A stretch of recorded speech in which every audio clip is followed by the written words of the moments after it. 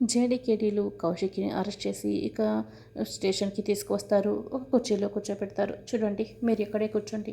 పోయిన సాక్ష్యాల్ని ఎలా తీసుకురావాలో మాకు తెలుసు.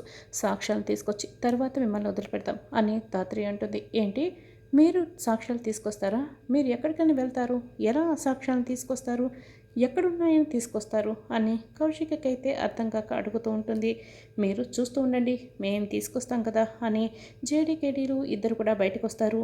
వెంటనే జేడీ దివ్యాంకకి ఫోన్ చేస్తుంది. హలో, ఎవరు అని దివ్యాంక అడుగుతూ ఉంటుంది. నేను మినిస్టర్ గారికి బాగా కావాల్సిన వ్యక్తిని.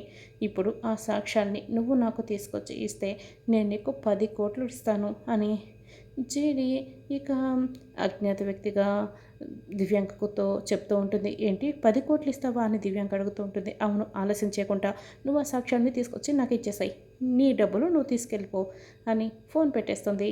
వెంటనే దివ్యాంక నిషికి ఫోన్ చేస్తుంది. నిషి, నీ దగ్గర ఉన్న సాక్ష్యాలు నాకు కావాలి. నీకు ఎంత డబ్బు కావాలో అంత అడుగు, నేను నీకు ఇస్తాను కదా అని దివ్యాంక చెప్తుంది. నాకు కావాల్సింది డబ్బులు కాదు దివ్యాంక అని నిషి చెప్తుంది. మరి ఇంకేం కావాలో అడుగు అని దివ్యాంక చెప్తుంది.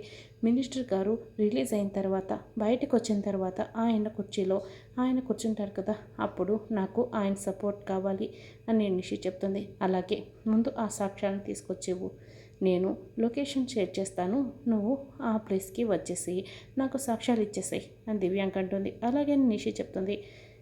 ధాత్రి అయితే చెప్పాను కదా కేదార్, ఎరవేస్తే ఖచ్చితంగా చేపొచ్చి వాళ్ళలో చిక్కుకుంటుంది. ఇప్పుడు సాక్ష్యాలు మన చేతికి వాటంతట అవే వస్తాయి చూడు అని చెప్తూ ఉంటే కేదార్ అయితే అది విని చాలా సంతోషపడుతూ ఉంటాడు.